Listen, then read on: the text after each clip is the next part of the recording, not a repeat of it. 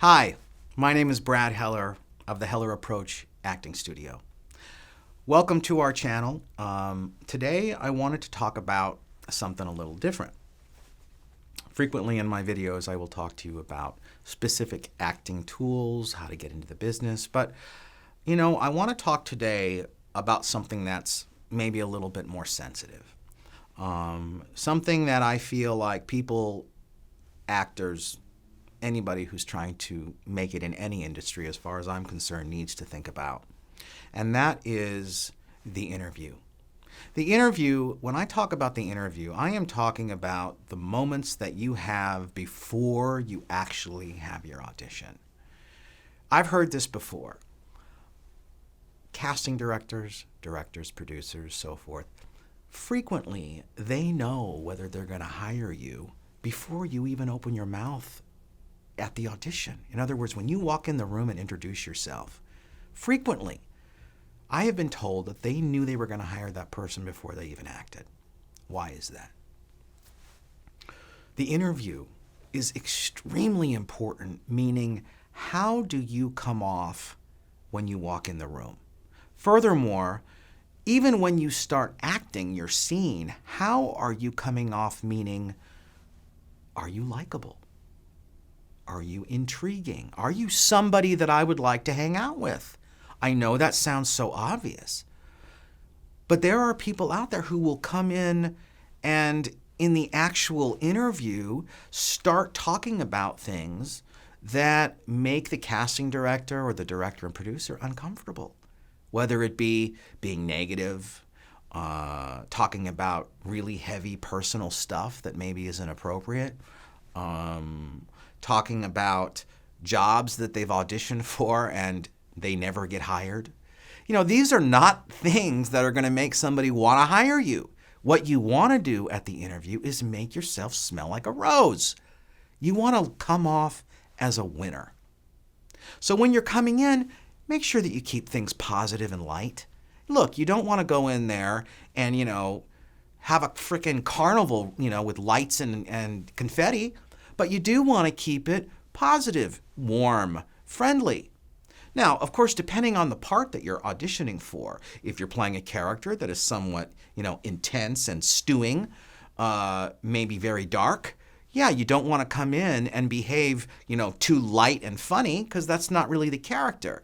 But when you come in, if you're playing a brooding character, you don't want to be so brooding when you're talking to them as you that it makes them feel uncomfortable and have an aversion toward you.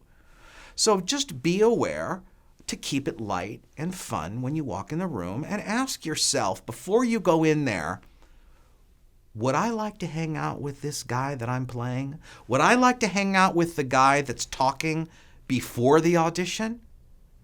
Make sure you're even asking the question, would I like to watch the character that I am creating at the audition? I had a class yesterday, and the student, who has a very fun personality in real life, she started her work, and her character was so annoying. Like really annoying, depressing, filled with pity.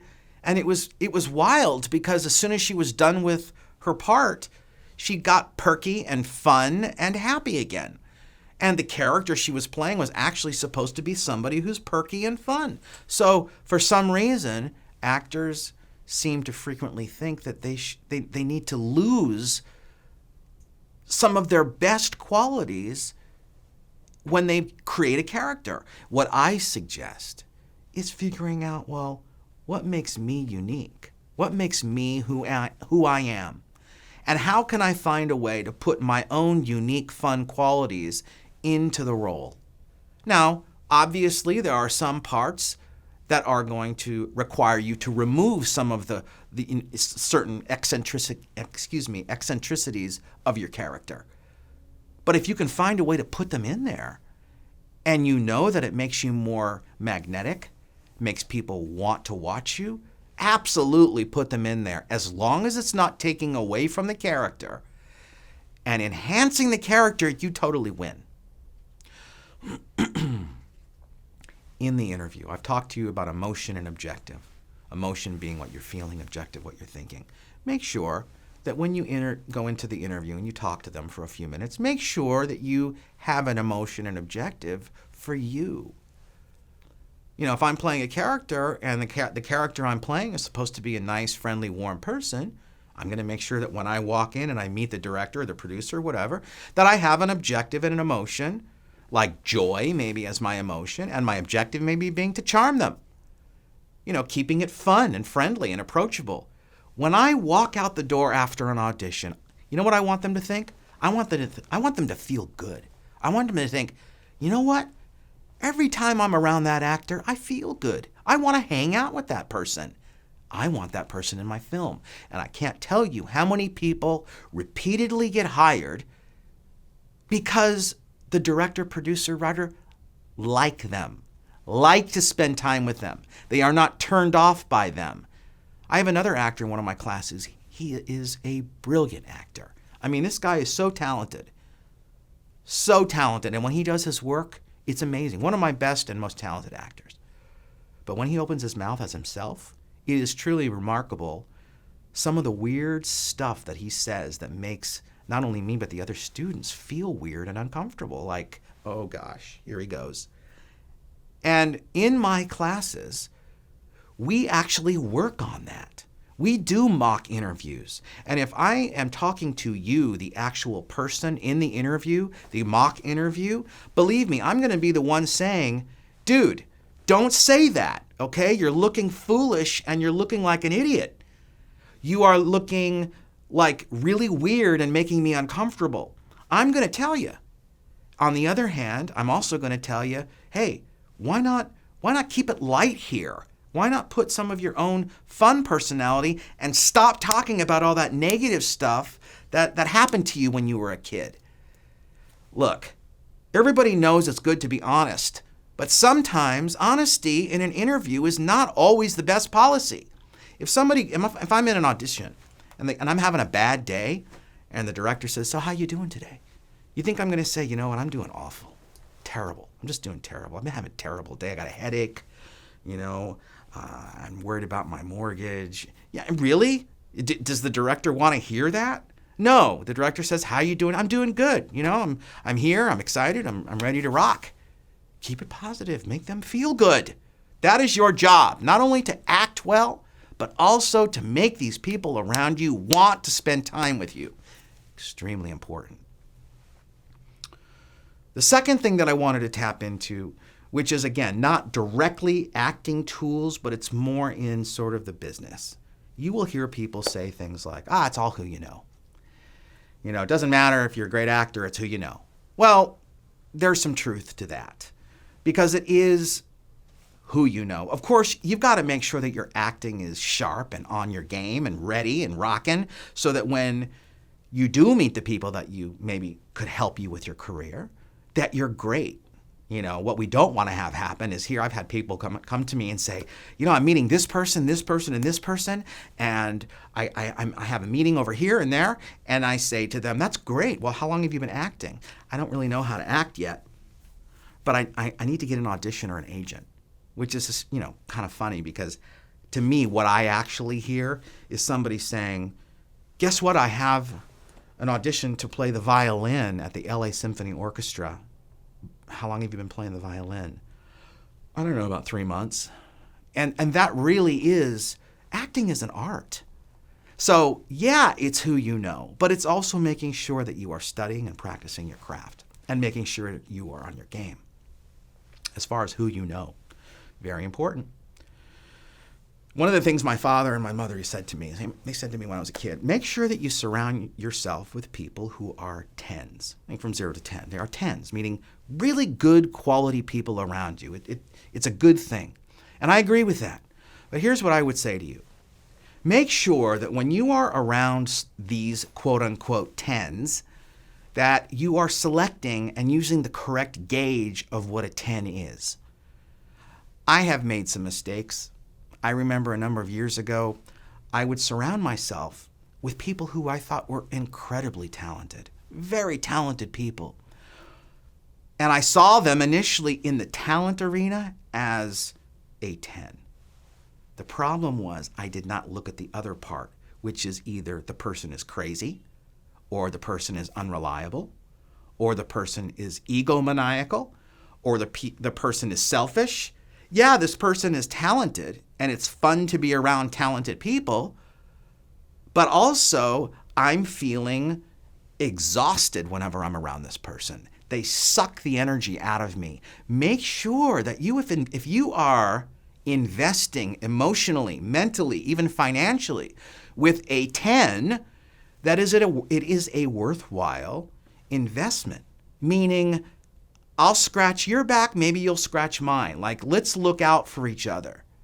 And, I know that may sound funny to think about to some, but, there's nothing worse than you spending all this energy, time, hours, money, investing in somebody, thinking it's going to be a wonderful journey for you and the person you're spending time with or investing in, and only to find out that once this person has, quote unquote, made it, they forget about you. Be aware of that. Don't make the same mistakes I've made. I've also invested in writers and directors who extremely talented, but then once things get rocking and we're rolling, then the person gets very intense. And I've had, dealt with some pretty insane people who it's like, I don't want that in my life anymore. It's too much stress.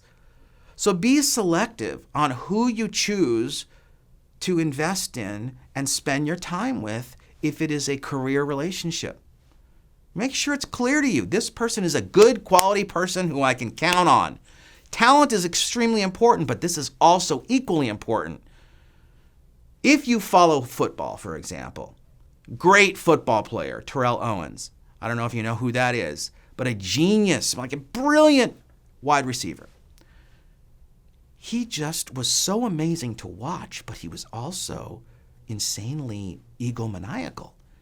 And, he kept getting cut from teams because of his attitude. And I remember initially when this happened, because I was a huge fan, I couldn't believe he was getting cut. But then you slowly but surely start to hear more and more stories about this guy, how difficult he was to work with, or how his ego was so big. And then I started to see, it didn't really matter that he was talented as much as, people didn't want to be around him. So again, talent, very important, who you deal with, who you spend time with, but be aware that you're dealing with quality people who are honest, who genuinely care about you and your success, that you're not just hanging on to somebody else who's talented, hoping that it's going to pay off for you in the future. And then, 5, 10, 20 years down the line, you feel used. Emotionally, you can be used and abused. So just be on your game about that. Just be aware. I'm not saying that you need to look to your peers or friends or business relationships as what they can do for you. I am simply saying don't get into some kind of connection or networking or relationship that you feel is a mutual give and take type relationship and then feel used by the end. Really look at, as what my parents said, surrounding yourself with a 10. Well, really make sure that you look at what a 10 is. Really, it's talent, but it's also somebody who's responsible, somebody who has your back, somebody who, if you invest in, will also invest in you, somebody who won't forget about you. Just be aware, because especially when you're dealing with the entertainment industry, Hollywood, and you're dealing with actors and producers and directors, a lot of these people are very self-centered. Think about it. They want to get on camera, and everybody's, talking about them, shooting them, filming them. It's about them. So be careful. Just be on your game that you surround yourself with quality people. So anyway, that's kind of what I wanted to talk about today. Maybe not specifically, how to evoke emotion or an objective or just acting tools, but I wanted to just talk briefly about what, some of the experiences I've had that I genuinely hope that you don't make some of the same mistakes I've made. I've learned from my mistakes and it's paid off wonderfully, but I did make those mistakes and maybe I can save you for making some of the same mistakes that I made. As I mentioned before, if you like the videos, it's always fun to get some people to write in, and they do. So let me just tap into a couple of questions. Let's see here. This is a question, a comment from Quincy Madison. It says, Brad, on I'm really having difficulty grasping what this means in real life, this concept of receiving. I don't understand on receiving the other person. When I'm with someone, I try to listen. But I often feel that my conversation partner, so-called friend, is really just filling the air with their tricks and gags. Great point. Look, you can't obviously control what the other actor is doing when you are in the scene with this person. Hopefully, what I do when I'm in a situation like that, if the other actor is maybe sticking it up or doing stuff, maybe trying to fill the air with tricks and gags, in receiving, meaning reacting to what I have in front of me, you got to react to what they're giving you. And if they're looking foolish, me personally, if it suits the scene, I may just react to them like, what are you doing? What exactly is this thing? As the character, I'm saying. And guess what? You're going to end up smelling like a rose. You're going to be the one stealing the scene. So try not to worry so much about them and what they're doing. You just focus on continuing to react. If you like what I had to say today, if you like the videos, we would love to have you come check out some classes or take some lessons on webcam through Skype.